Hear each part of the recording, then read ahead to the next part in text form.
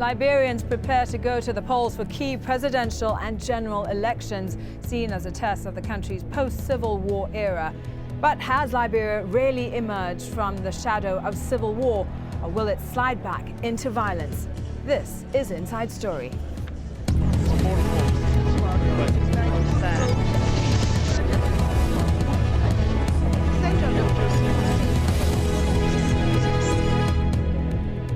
Hello and welcome to the program. I'm Shakun Tilasantharan. Liberia is due to hold presidential and legislative elections on Tuesday, October the 11th. Just days before the elections, incumbent President Johnson-Sirleaf was awarded the Nobel Peace Prize.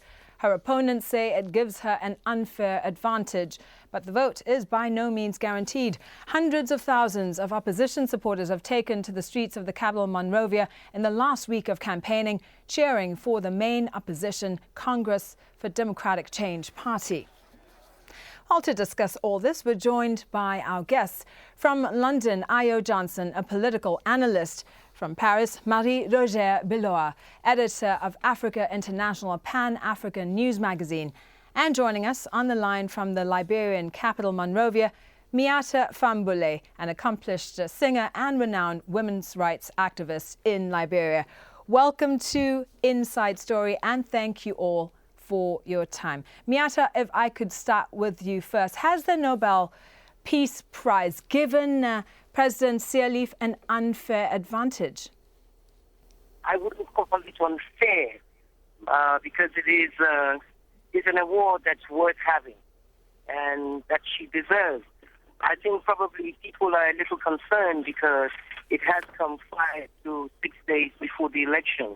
But I think 4 to 5 to 6 days, voters have probably made up their mind. And I don't think the award, apart from making every Liberian proud and have put us in a celebratory mood, I don't think it has given her an unfair advantage. Marie, what do you think? Will the Nobel Peace Prize colour these elections? I think it's just a way to support what has been doing, what Ellen Johnson-Sirleaf has been doing in Liberia since the end of war. She has been able to maintain peace in a troubled country, and maybe people forget how difficult it is to take over after such a brutal war where the minds are not at peace, the economy is totally broken, there's no institutions, and war is always threatening to come back. And you have that woman whom people used to call the Iron Lady because she has a strength of moral integrity. She's strong. And she loves her country, and she's trying to do the best. And she's been able, through her image, to attract investors into the country and to just put it back on the right track. Because I think this is to bring support to all that has been done. But what do you think, Ayo? Will this Nobel Prize win President Sirleaf favour? President Sirleaf's rival, Winston Tubman, says she did not deserve the prize, that she's a warmonger, and that the timing of the award was provocative, was it? Yes, I think the timing has got to be questioned, but it doesn't take away from the award itself the fact that she more than likely deserves it because she's brought a lot of good governance to that country, be it that there are some crucial issues which are yet to be determined. Nonetheless, the timing of it has got to be questioned. I think the international community, especially that of the West, has literally endorsed her as the person that they would like to win the elections. But thankfully so, the decision is not being made by the international community. It's being made by fellow Liberians, and they are the ones who would have to go to the polls to determine Johnson-Sirleaf's future. But yes, the timing has got to be looked at, and very much so why it couldn't have been delayed for a few days, at least not to give her an unfair advantage, which it would appear this time around clearly has happened. But the Nobel Prize alone doesn't guarantee President Sirleaf's election victory, does it? Miatta, how close is this presidential race? I don't think it's close. I don't even think it's close. I think what our friends in the international media are misunderstanding and misconstruing is that they come into Monrovia, Massarado County, which is the urban center, which has the largest population underprivileged youth, squalor, and they have taken their opinions from the disgruntled former combatants and everyone else. They have not been to the remaining 14 counties of our country, and therefore they're simply seeing activity in Monrovia. But I think if they took their time, and anybody took their time, to go around the country, Maryland County, Sino County, River G County, where probably for the first time in the history of our country, our people are beginning to see some kind of development, whether it's just a market road, whether it's just the reconstruction of a market, whether there are new schools going up. Our people have felt the result of Madam Sirleaf's presidency in the past 6 years. We're not saying she's perfect. It's not perfect.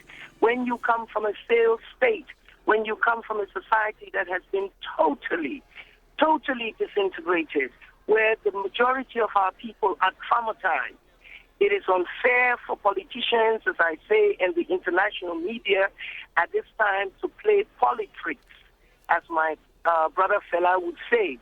I want to ask Ayo and those who think the timing is wrong.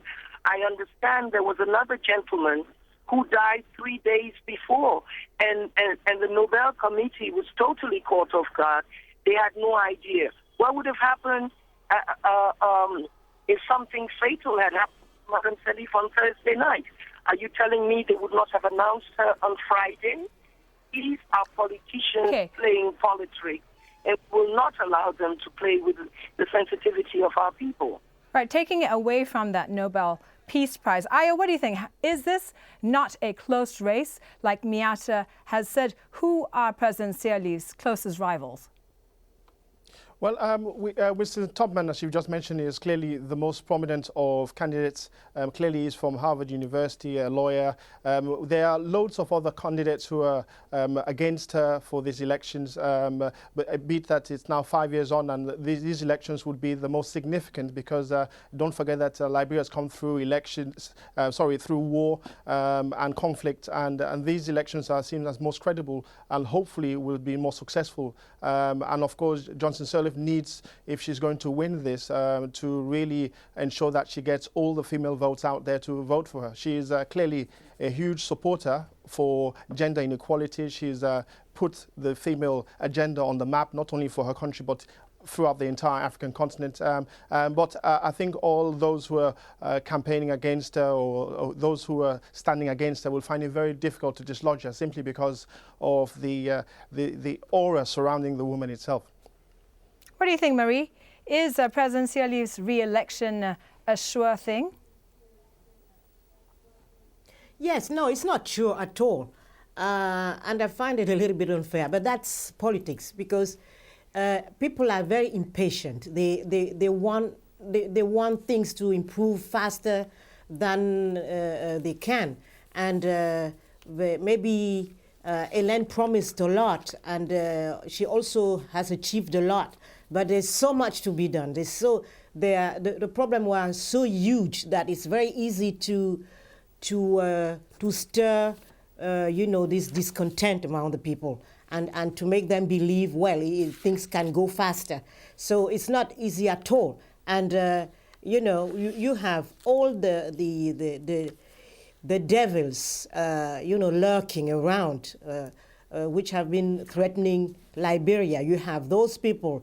Those rebels coming from Côte d'Ivoire who have a lot of weapons and who are threatening people around. And you have the whole atmosphere of, poverty, of people not seeing much progress in their life, even if they see some progress. And it just takes more time, not 4 years. I mean, one term is very short to heal all the problems of Liberia after war. And I think it's, as my brother said, the Liberian are the one to choose. But if we have to give an opinion, we can. I think that she has put Liberia back on track, and she needs more time to fulfill what she could bring to her people. But it will not be easy because the discontent is still very large, and people are not, the citizens are not always grateful for what they receive until they get exactly the level of satisfaction they expect, and they are prompt to believe that some of the people could do better, and there are some magicians around, and they could just do like this, and you will have the streets okay, the school system back to perfect, and all the problems we can deploy in the Liberian society. Okay, well, let's take a quick look now at Liberia's path to democracy, which certainly hasn't been smooth. Liberia was founded by freed slaves from the United States, after which its government was muddled. But for many decades, native Liberians were excluded from the political process. Liberia was gripped by a civil war that occurred in two phases from 1989 to 1996, when a peace deal was brokered. In 1997, rebel leader Charles Taylor was elected president. That truce only lasted until 1999, when the country descended once again into civil war until 2003. Now, Liberia has traditionally relied on foreign aid and has one of the world's poorest economies, although President Johnson-Sirleaf is credited with getting billions of dollars of foreign debt written off. Ayo, if I could come to you now, what sort of support, international support, does President Sirleaf have, and how important is that for Liberia? I think it's crucial. The Liberians, and in fact, the entire region is very fragile, and Liberia is one of many fragile states. And the element of fragility becomes that much more apparent, especially when you have issues surrounding poverty, inequality, and elements to do with poor governance is always lurking. And the element of corruption is very, very significant in Liberia, especially so, something that's been widely spoken about. So the international community has supported Johnson-Sirleaf financially. She's had a lot of support to ensure that she strengthened the elements of governance. But Rome was never built in one day, and the Liberian issue would not be resolved. Maybe it may take at least a generation to do so. But what it's showing is that she's on the right track in terms of delivering some of the fundamentals that have been asked of her. But the people on the ground who are mostly affected, people who do not have jobs, communities who are still displaced, basic issues to do with water, healthcare, not to mention electricity, are still few and far between. So she has many, many issues, and the international community has supported her. But I think internally, Liberians have got to take ownership, and she's got to do that much more. Otherwise, there will be internal rife, and of course, if Liberia doesn't meet its objectives both internationally and locally, it could affect its neighboring countries as well. So there's need for stability in Liberia and very much for the region. And I think Johnson-Sirleaf is seen in the past, and I'm not sure in the future, as probably a safe pair of hands. Miatta, is she a safe pair of hands? Why does she enjoy such strong international support but face such strong opposition at home? Like I said earlier, the strong opposition you're talking about are politicians. If you landed in this very city of Monrovia today, on every single street in festivities, people happy, whether they're opposition or for the Unity Party, you'll find out our people know what they want. It is politicians who are saying, if the international community is supporting Madam Sirleaf, it is because they have received the signals from the Liberian people that this is who we want right now, and we need to give her support. When Charles Taylor was president of Liberia, he did not get the support of the international community because the people of Liberia made it clear that we did not want this tyrant in power. So, I think our politicians are a little bit disgruntled because at the end of 6 years, yes, things will not change. And I tell you, it's going to take another 20, 25, 30 years. But they've seen the development. They've seen the mood of the people. They've seen that the Liberian people have hope. And what else are they supposed to say? They're saying it's the international community. It's the international community. Okay. I'm a Liberian woman. Critics and opponents of President Sirleaf say that she's not even qualified to run, that she shouldn't be running. The Truth and Reconciliation Committee, set up after the Civil War, recommended that people who supported Charles Taylor should be banned from public office for 30 years. And that includes President Sirleaf. Murray, do you think this is all coming back to haunt the president now? No, I think this is just ridiculous because at some point Charles Taylor was elected by Liberian by a vast majority because they believed that coming out of the war in that troubled time, or maybe a strong warlord could do the job. And the people trying to exclude Mrs. Johnson, say, I was reading one of them saying, yes, Charles Taylor killed members of my family. But you know, Charles Taylor killed a lot of people in Liberia. So you cannot just put the blame on Mrs. Sirleaf, who retracted her support to Charles Taylor. And remember, herself, she's been jailed under Samuel Doe and forced to exile. So Charles Taylor at that time was appearing as somebody who was opposing Samuel Doe and could bring some change, a positive change to Liberia. And many people were supporting him at that time. And when she realized that he's not doing the job properly, she withdrew her support. So trying to use that, to me, is just ludicrous. It's not a real argument. What would be an argument is to say that she's not running the country properly and that she's not having the support she needs, which is to be shown, actually, by elections. And just bringing back the Charles Taylor issue is not fair, and it doesn't bring the situation forward in Liberia for the good of the Liberians. Ayo, I can see you shaking your head. Do you disagree with what Maria is saying? Well, you know, we've got to look at this thing properly. She's been given the Nobel Peace Prize for elements of good governance, standing up for the rule of law. And if the Truth and Reconciliation Commission, which has looked at the entire situation, calls 30 individuals, of which she is one of, to say you're barred from public office for your relationship with Charles Taylor, nonetheless, I think she's got to adhere to that. She's deliberately avoided that because naturally she'll be totally affected and it would affect her candidacy for these elections. So I think she's got to go down to start going back to the blueprint and trying to relieve and trying to ensure that the Truth and Reconciliation Commission, their reports and their recommendations are adhered to. Miatta, is it in Liberia's best interest that President Sirleaf stays in power? Yes, ma'am. It is. My country is going through the first period of peace in almost 15 years.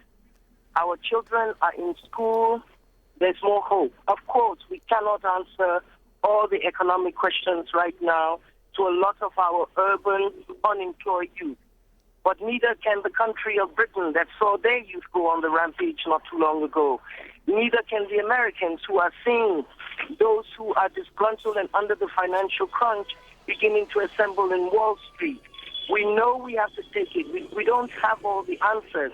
But when people, and let me bring it to Brother Ayo's point, the Liberian people are very vocal people. The same opposition that have come in the street to support their candidate. If the Liberian people were in total agreement with the TRC, they would have been out in the street. Our fathers and our mothers and our elders have said, let us come under the palaver hut. Let us not begin to punish each other because it means we are punishing our sons, our daughters, our wives, and the same people. Every family in this country was affected by the Civil War.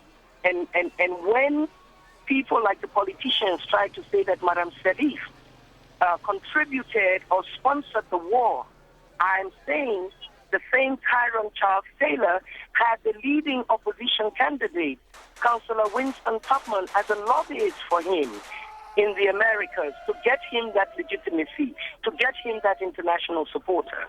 The other contender, opposition, Councillor Charles Brumskin, was with this tyrant of Charles Taylor. He served as the president pro tem of the Senate and saw the massacre, abuse of civil liberties and oppression in this country. The other candidate, Ambassador Dutware Mason, he was a business partner, known tycoon in the Samuel Doe regime, in the Charles Taylor's regime, and we can go on and so forth. We are a family. We know each other, and we know at this particular time, with or without a Nobel Prize, we, the women of the country, our children, our elders, we are saying, let Madame Sirleaf go another 6 years. Let us form the foundation so there will be no turning back. Okay. Marie, quick question to you. Some Liberians, as we've been hearing, saying that progress has been really slow, but as you've pointed out, as Miatta's pointed out, the government trying to rebuild the country after all those years of civil war. Could President Sirleaf's opponents do any better than she's been doing? I doubt it, exactly. That's exactly the point. I doubt it. And I think the major asset she has is that maybe compared to other candidates, she has the support of what we call international community, and which is basically the people who give money who can provide money to economies. That is very important. That's what we saw in Côte d'Ivoire, for instance, where Alassane Ouattara was elected, who has the support of Africans, had the support of Europeans, had the support of the United States. And as soon as he got to power, he received 400 million euros to start with, and 12 million euros from the European community.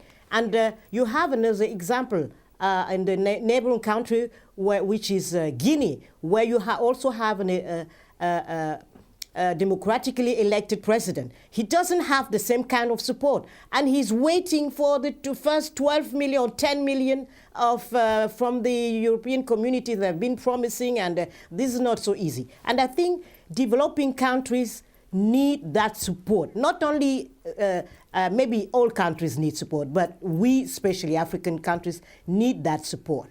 And but she has shown that she has moral integrity, even if there are scandals of corruptions which have been revealed, but she was not involved with it. Maybe she should be more careful and more powerful in fighting against it. But what we need now is a person who has the public support.